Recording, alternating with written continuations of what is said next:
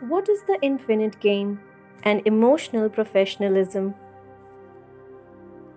In this video, Simon Sinek explains about the main goal of an endless game is to continue playing and keep the game going.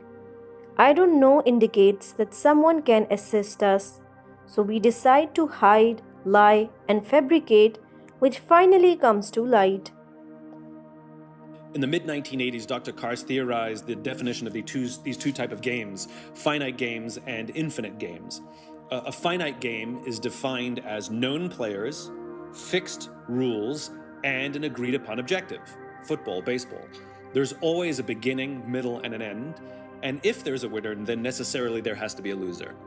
Then there are infinite games. Infinite games are defined as known and unknown players, which means new players can join at any time. The rules are changeable, which means everyone can play however they want. And the objective is to perpetuate the game, to stay in the game as long as possible. Turns out, we're players in infinite games every day of our lives, whether we know it or not. There's no such thing as winning global politics. There's no such thing as winning education, right? You can come in first for the finite amount of time you're at school, where we have an agreed upon time frame, the school year, and we have agreed upon metrics, grades, but nobody wins education. Nobody's declared the winner of careers, and there's definitely no such thing as winning business. No one's declared the winner of business. But if you listen to the language of so many leaders, it becomes abundantly clear that they don't actually know the game they're playing in. They talk about being number one or being the best or beating their competition. Based on what? Based upon what agreed upon metrics, objectives, or timeframes. And this is a problem because when we play with a finite mindset in an infinite game, when we play to win or be the best in a game that has no finish line, there are some predictable and consistent outcomes. The big ones include the decline of trust, the decline of cooperation, and the decline of innovation. And so we have to learn to play for the game that we are in. If you're playing a game of baseball, show up with a finite mindset, play to win. If you have a new client, right, that you're trying to pitch, or there is a winning, there's a beginning, middle, and end. And when the client makes the decision to choose you or choose somebody else, then that game has concluded. But if you win the client, if you gain a new client, now you have to convert. Now it's about the infinite game. There's no winning anymore. To start with, your cause must be legitimate, a cause that is so righteous that you would willingly give up your interests to further it.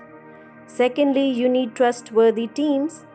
It implies that we work with and for people who allow us to speak up without fear of embarrassment or retaliation if we make a mistake, feel terrified, or have personal issues that are hurting our work.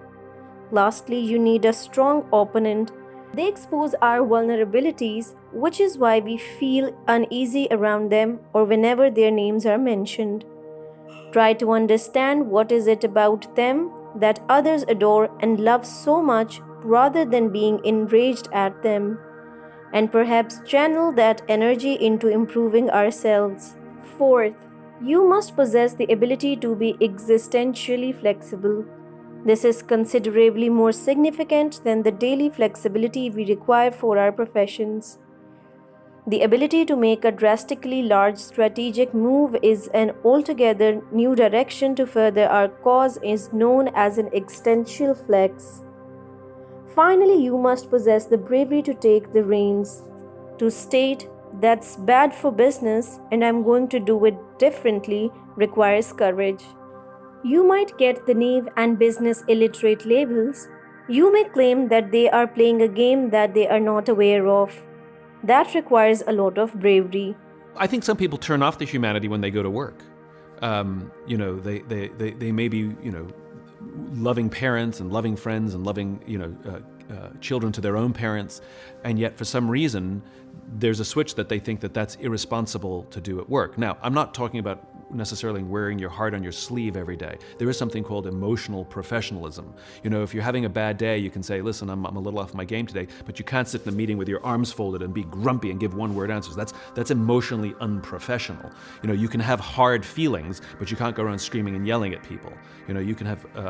So I think there is emotional professionalism, but I think for some reason, especially as people make their way up the ranks, they think that expressing any kind of emotion is a sign of weakness. Even that word vulnerability, we talk, it's such a common word now being talked about in the business world that you have to be vulnerable. To this day, it makes some people feel very uncomfortable. I don't want to be vulnerable. Well, all vulnerability means is saying things like, I don't know, or I need help, or I'm overwhelmed, or can you help me do this because I don't know how to do this, or I've been promoted to a position where maybe I need more training. And the reason we're afraid of saying that is for fear that it makes us look weak, which will then damage our careers. The reality is the total opposite. By saying I don't know means someone can help us. But instead we choose to lie, hide, and fake very often, which eventually gets revealed. Enough stress piled on that lying, hiding, and faking collapses either professionally or personally. We either feel the stress or the projects that we're working on start to go haywire. And very often when we get to those points, everybody knows anyway. The amazing thing that I've learned is when you say, can somebody help me?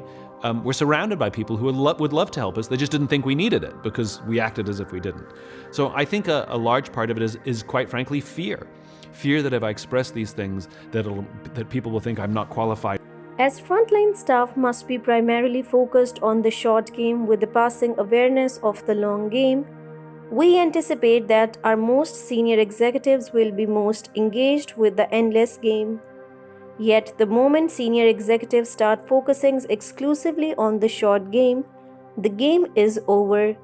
Motivate others to continue creating them even after we are gone. There is no such thing as winning in global politics because there are known and unknown players, which means the new players can join at any time, changeable rules which allow everyone to play however they want, and the goal of perpetuating the game. It turns out that we play infinite games every day of our lives, whether we realize it or not. There is no such thing as winning education, although you can place first for the limited period of time you are in school. The majority of us play with a limited perspective and haven't provided our employees any motivation to found a business without us. That is what it means to live with an infinite mindset, that we will leave our organizations in a better state than we found them, and that we will create organizations that we have agreed upon a time period for the school year and metrics for grades. But nobody wins education. No one has been declared the winner of careers, and there is unquestionably no such thing as winning business. However, if you pay attention to the language of so many leaders, it becomes abundantly clear. Otherwise, some people turn off their humanity when they go to work. They might be loving parents, loving friends, and loving children to their own parents, but for some reason they think it's irresponsible to be that way at work. There is something called emotional professionalism. For example, if you're having a bad day, you can say, I'm having a bad day. Hope you liked the video. Thanks for watching. For more videos like these, and please subscribe.